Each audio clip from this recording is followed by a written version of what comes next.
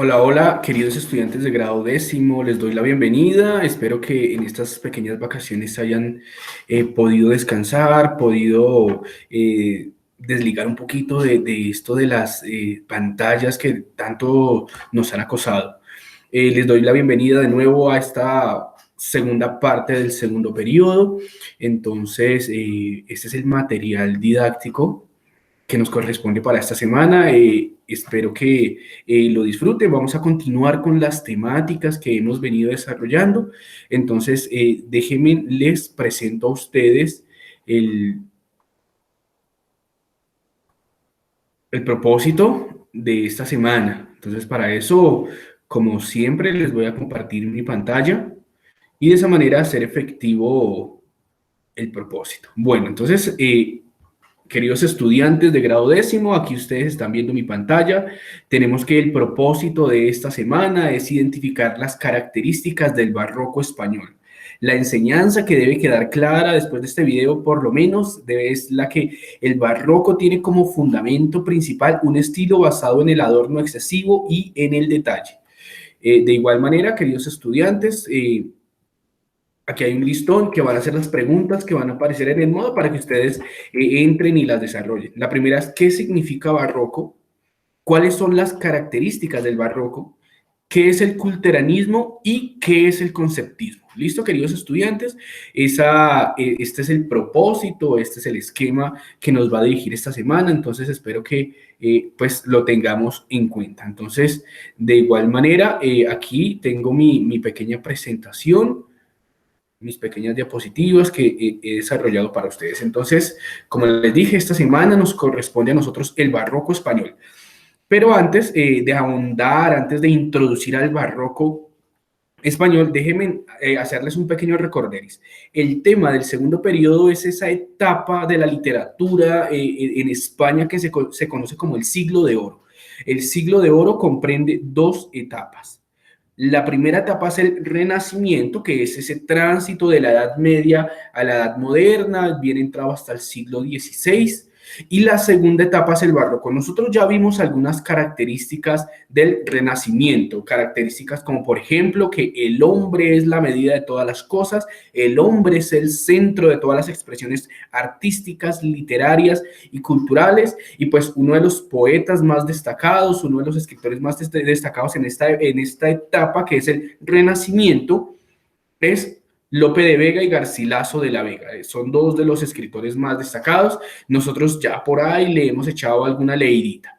Eh, pero el Renacimiento es una etapa previa al Barroco. El Barroco es la etapa donde se da el mayor florecimiento, por eso le vamos a dedicar un poquito más de tiempo al Barroco. Entonces, el concepto barroco. Entonces, como acabo de mencionar, el Barroco es la etapa que le sigue al Renacimiento. Inicia en Italia en el siglo XVII, pero rápidamente se expande a toda Europa y pues entre esos a España, donde es muy bien recibido y donde es explotado de una manera muy genial por todos los artistas, tanto literatos como arquitectos, pintores, músicos. Nosotros nos vamos a centrar un poquito en la literatura, pero en la medida de lo posible también vamos a echarle por ahí una pincelada a cada una de estas manifestaciones estéticas y artísticas como la música, la arquitectura, la pintura. Entonces, el concepto de barroco, la palabra barroco tiene varios orígenes. Tiene un origen portugués, tiene un origen italiano, es decir, un origen que que podemos incluso rastrearlo hasta el latín. Como es de Italia, podemos rastrearlo al latín. En portugués, barroco significa perla irregular y en latín significa adorno excesivo. Es decir, barroco fue un concepto que inicialmente se tomó como un adjetivo peyorativo. ¿Qué quiere decir un adjetivo peyorativo? Quiere decir que fue un nombre que se adaptó para desdecir de esta etapa, es decir, para por debajearla, para demeritar esa etapa, porque esta etapa se contrapone en muchas medidas al Renacimiento. Recuerden que el Renacimiento es el auge de la razón, es volver a tomar al hombre como centro de todo. Pues el barroco es una contraposición a eso, es decir, es volver a lo místico, es volver a la magia, pero también volver a lo instinto, a los sentimientos, a todo lo que nos hace humanos. En el Renacimiento, el protagonista era la razón. El hombre era una cosa que pensaba. Es decir, el hombre era un mecanismo que se diferenciaba de los demás mecanismos únicamente por una cosa, y es la razón, el pensamiento. Es decir, se redujo al hombre solamente a una cuestión del pensar. El barroco dice, no, pues sí, el hombre es pensamiento, pero también hay algo más que hace que el hombre sea hombre, y eso que hace que el hombre sea hombre, pues es precisamente que el hombre también tiene instintos, también tiene sentimientos, también tiene deseos, también se equivoca, también se preocupa por su existencia, también se deja afectar emocionalmente por la naturaleza, por los santos, por la iglesia, por la religión. Es decir, es una vuelta a lo místico que hay en el hombre. Por eso se toma de manera peyorativa, por eso se desdice un poquito, se rebaja un poco en comparación al Renacimiento, pero es aquí donde florece el arte en toda Europa, en esta etapa. Listo, entonces ese es el concepto del barroco. La característica principal del barroco, por lo mismo, es que se sustenta al hombre a través de un sinnúmero de cualidades, y por lo tanto las expresiones artísticas se van al detalle excesivo, como por ejemplo lo tenemos en esta pintura. Es una pintura de Durero. Entonces déjenme mostrarles acá a grandes rasgos un poco de estos detalles. Entonces aquí voy a hacer un pequeño acercamiento. Ustedes ahí están viendo Melancolía de Durero, ¿sí? Si ustedes se dan cuenta, hay una serie y hay una secuencia de características muy minuciosas. En la clase en vivo que tengamos, pues vamos a ver bien a detalle esto, pero por ejemplo aquí tenemos algunas cositas. Aquí, por ejemplo, ustedes se dan cuenta, por ejemplo, los detalles en el cinturón de lo que parece ser un ángel, las llaves revueltas, aquí los hilos con los que se ajusta el traje, todas estas herramientas de carpintería, muy al detalle todo, ¿sí? El perro, esta figura geométrica irregular. Si ustedes se fijan acá, también hay una especie de rostro. Aquí hay como un arcángel escribiendo en una tablilla, aquí la balanza, pero todo es muy decorado, muy minucioso, muy detallado. Por ejemplo, miren los detalles de todo esto, sí, cosa que no se veía en el Renacimiento, porque en el Renacimiento lo más importante era la simplicidad y la simetría. Acá, por ejemplo, la campana, esta tabla que parece un sudoku, ¿sí? Ya en la próxima oportunidad explicaremos qué significa esa tabla.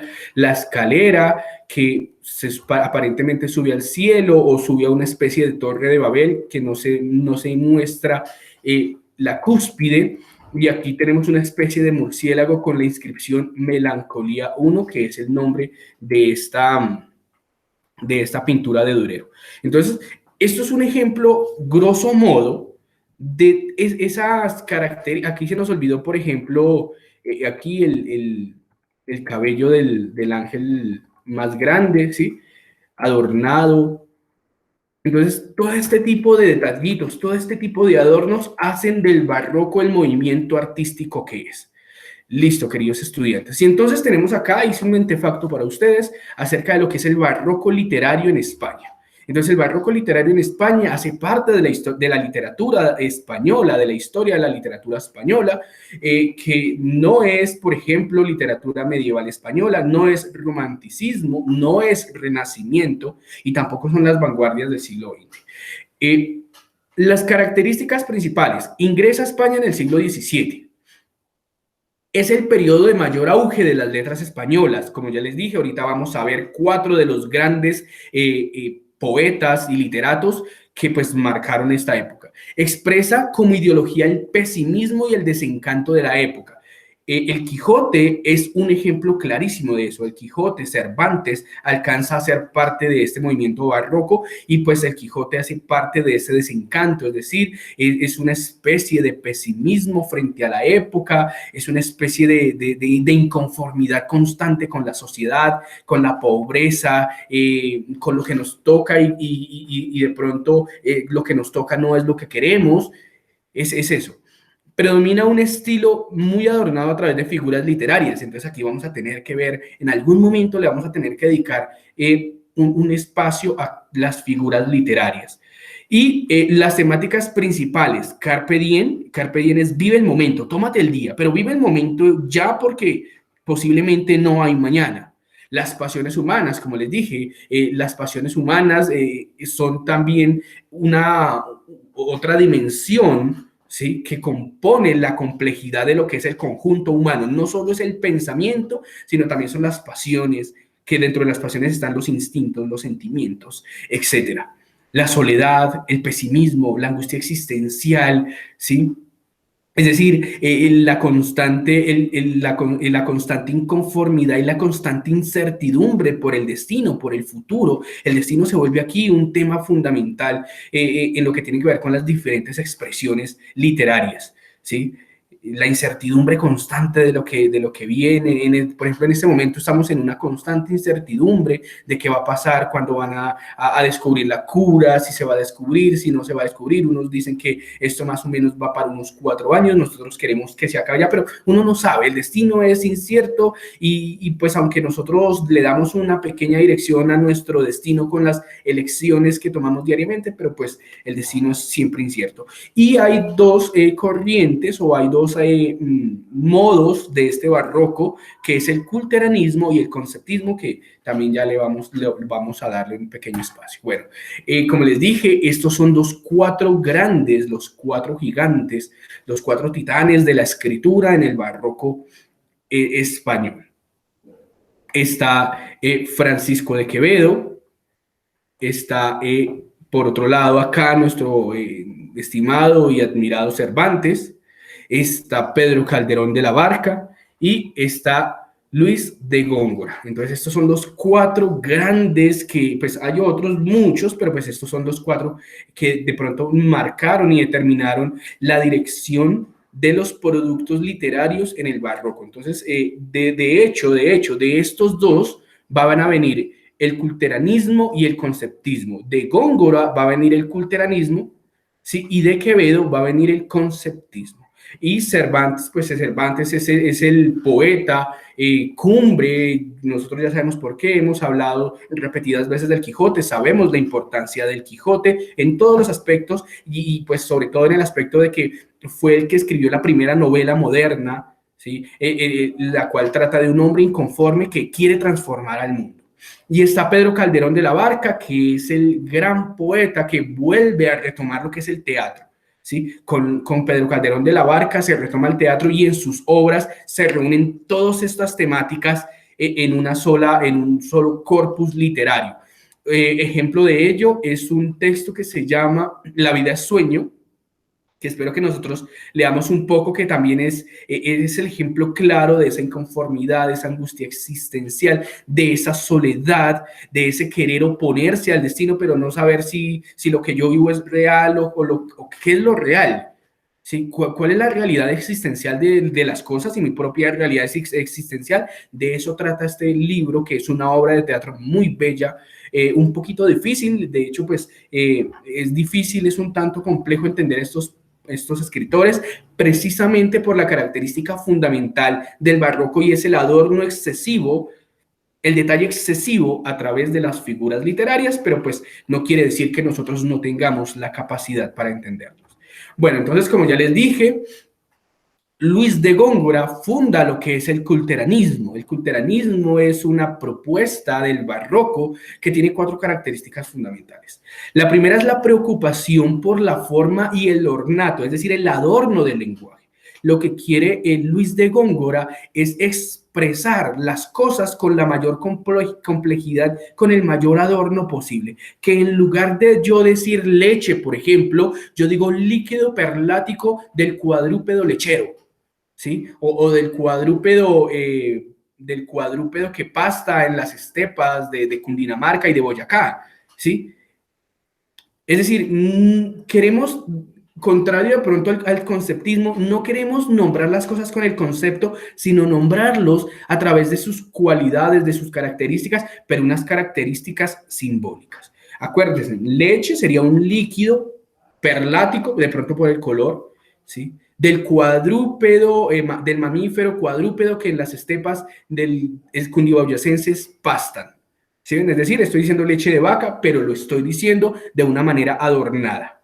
La sonoridad de la palabra, es decir, dentro de este ornato también es muy importante para el culteranismo que las palabras sean armónicamente sonoras, como nosotros vimos en algún momento también en el Renacimiento, vimos la métrica, ¿sí? Vimos la rima, vimos el ritmo, pues aquí también se aplica ese tipo de características. Las metáforas, que es describir una cosa, pero simbólicamente, es decir, es ver poéticamente, es redescubrir al mundo, es renombrar al mundo, sí, en el que vivimos, es transformarlo. La metáfora es la capacidad de transformación que tenemos gracias al lenguaje.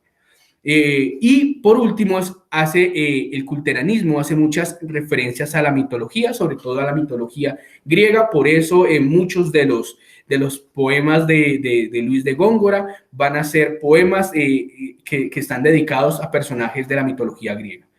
Por ejemplo, hay un gran corpus poético que se llama Polifemo y Galatea.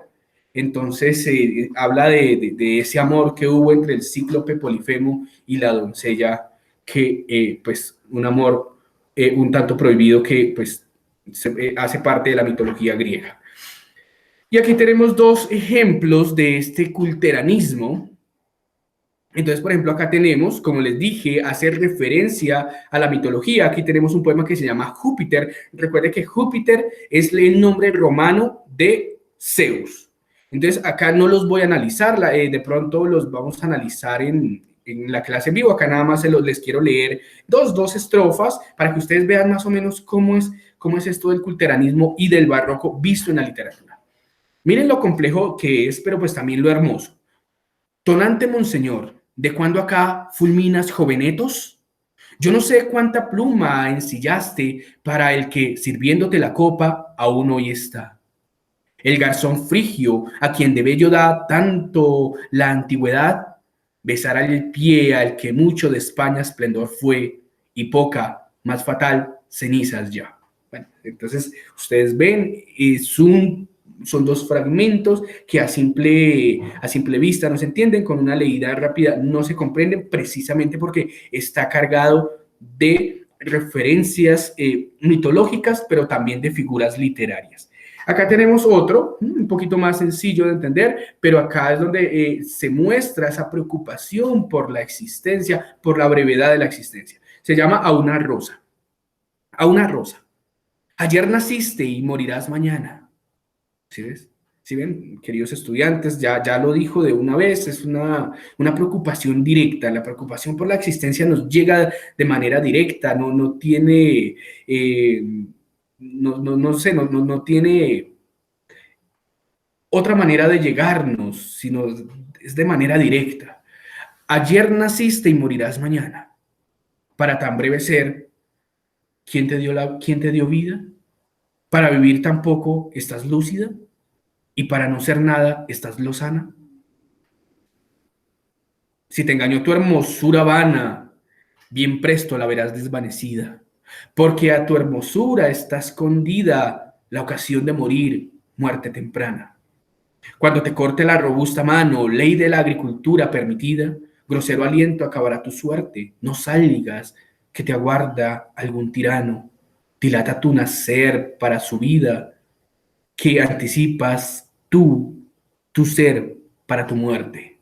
Bueno, es un poema muy bonito, ¿no? La preocupación de la existencia a través de la existencia tan corta de lo que es una rosa. Bueno, váyanlo pensando, queridos estudiantes, y de pronto no, seguramente en la clase en vivo vamos a dar un poquito más de tiempo a esto. El conceptismo, que es otra postura del barroco, pero esta postura viene de Francisco de Quevedo, tiene tres características fundamentales. La primera es la agudeza e ingenio en el lenguaje. Es decir, poder decir las cosas y que las cosas vayan al grano, así como diría el dermatólogo. Concisión y brevedad en el lenguaje. Contraste de ideas que generan un concepto. Es decir, lo que el conceptismo quiere en sus textos, por lo menos desde la perspectiva de Francisco de Quevedo, es describir un concepto a través de un corpus o a través de una creación lírica o poética. Eso es lo que quiere. Y para yo poder describir un concepto, pues tengo que saber cómo describirlo para que la gente sepa que estoy hablando, por ejemplo, de la corbata y no que estoy hablando del cordón con el que me amarro los zapatos. Que estoy hablando, por ejemplo, del libro y no que estoy hablando de otra cosa. Es decir, el conceptismo quiere describir ciertos conceptos a través de la creación literaria. Y aquí vemos también dos ejemplos. Por ejemplo, aquí el concepto que vamos a ver en este primer poema es el concepto de un hombre narizón. Aquí los voy a leer de forma breve, como les dije, pero los vamos a analizar después. A un hombre de gran nariz. Érase un hombre a una nariz pegado. Érase una nariz superlativa. Érase una alquitara medio viva. Érase un peje espada mal bordado. Era un reloj de sol mal encarado. Era un elefante boca arriba. Érase una nariz sayón y escriba. Un ovidio nazón mal narigado. Érase el espolón de una galera. Érase una pirámide de Egipto. Los 12 tribus de narices érase un naricismo infinito. Frisón, archinariz, caratulera, sabañón, garrafal, morado y frito. Entonces ahí ustedes ven el concepto que se describe, es un hombre narizón, ¿sí? Y acá el concepto que se describe es la mujer a través de las distintas etapas de su edad o de su existencia. Acá vemos, por ejemplo, de 15 a 20 es niña, buena moza de 20 a 25 y por la cuenta gentil mujer de 25 a 30. Dichoso en que en tal edad la goza. De 30 a 35 no alborosa, más puédese comer con sal pimienta. Pero de 30 a 35 hasta 40 andan vísperas ya de una coroza. A los 45 es bachillera, ganguea, pide y juega del vocablo. Cumplidos los 50 se dan santera. Ya a los 55 echa el retablo. Niña, moza, mujer, vieja, hechicera, bruja y santera, se la lleva el diablo. Entonces aquí vemos el concepto que se describe, es el concepto de la mujer, pues a través de las distintas etapas de la vida. Y finalmente, pues el gran escritor Pedro Calderón de la Barca, como ya les dije, es el que lleva el teatro a su máximo esplendor y en esta obra es donde se sintetiza todas estas temáticas propias del barroco. El carpe diem, la angustia existencial, el pesimismo, la inconformidad con el contexto en el que se vive. Y pues aquí déjenme de pronto, acá les leo acá la primera partecita del primer canto. Es pequeño, no es mucho, ya como para terminar y listo. Dice, primer acto. Entonces, acá nos ubica como es una obra de teatro, entonces nos tiene que ubicar en un ambiente, nos tiene que ubicar en unos sitios, entonces acá siempre se van a hacer las descripciones de dónde se está. Entonces, estamos en las montañas de Polonia, ¿sí? Y en las montañas de Polonia salen en lo alto de un monte Rosaura, vemos que Rosaura es un personaje, en hábito de hombre, es una mujer vestida de hombre, de camino, y en representado los primeros versos va bajando, es decir, vas de pronto ahí, imagínense en la montaña y está allá en la cúspide de la montaña una mujer vestida de hombre y empieza a bajar. Y mientras baja dice esto: hipógrifo violento que corriste parajes con el viento, donde rayo sin llama, pájaro sin matiz, pez sin escama y bruto sin instinto natural, al confuso laberinto de estas desnudas peñas te desbocas, te arrastras y despeñas. Quédate en este monte donde tengan los brutos su faetonte, que yo, sin más camino que el que dan las leyes del destino, ciega y desesperada bajaré la cabeza enmarañada de este monte inminente que arruga al sol el ceño de su frente. Mal, Polonia, recibes a un extranjero, pues con sangre escribes su entrada en tus arenas, y apenas llega cuando llega apenas. Bien mi suerte lo dice, mas ¿dónde halló piedad un infelice? Bueno, entonces acá usted, yo creo que en este momento ustedes están diciendo, what the fuck, ¿qué es eso? Bueno, pues es una forma de decir, se los voy a describir, que Rosaura iba bajando la peña, pero iba montada sobre un caballo. La figura aquí del hipógrifo violento es un caballo. ¿Y qué pasó con el caballo? Pues el caballo se despeñó. Es decir, mire cómo dice, al confuso laberinto de estas desnudas peñas. Es decir, no eran caminos bonitos, no eran caminos pavimentados. Es decir, eran caminos empedrados, con arena, de pronto piedras que se soltaron, y eso ayudó que el caballo se desbocara, se arrastrara y se despeñara. ¿Sí? Y entonces dice, no, mejor que es en el monte, le dice a su faetonte, es decir, a su caballo. ¿Sí? ¿Y por qué el caballo se cayó? Ah, porque parece que la suerte le jugó un mal destino. ¿Qué quiere decir? Quiere decir que acá parece que el sol cegó al caballo, ¿sí? De pronto los últimos rayos del sol, yo me imagino que es un atardecer, los últimos rayos del sol alcanzaron a cegar, a deslumbrar la visión del caballo, y por eso el caballo de pronto no vio dónde pisó y se despeñó. Y entonces miren el reclamo que le hace Rosaura a Polonia. Le dicen, mal Polonia, recibes a un extranjero, lo recibes muy mal, porque apenas llega cuando llega apenas. Mire, esto es una figura literaria que se llama retruécano. Apenas llega, es decir, va llegando, va entrando, sí, va entrando, pero ya llega con penas. Y la pena es haberse caído. Apenas llega cuando llega apenas. Bueno, queridos estudiantes, esto es un ejemplo de lo que es un poquito el barroco. Entonces, espero que ustedes lo hayan disfrutado, queridos estudiantes. Igual estaremos un poquito profundizando en esto, que me parece que es algo sumamente bello. Bueno, queridos estudiantes, chao, chao. Por favor, no se les olvide ir, después de ver el video, ir a Edmodo y resolver las 2 o 3 preguntas que les voy a dejar ahí. Entonces, que pasen un buen día.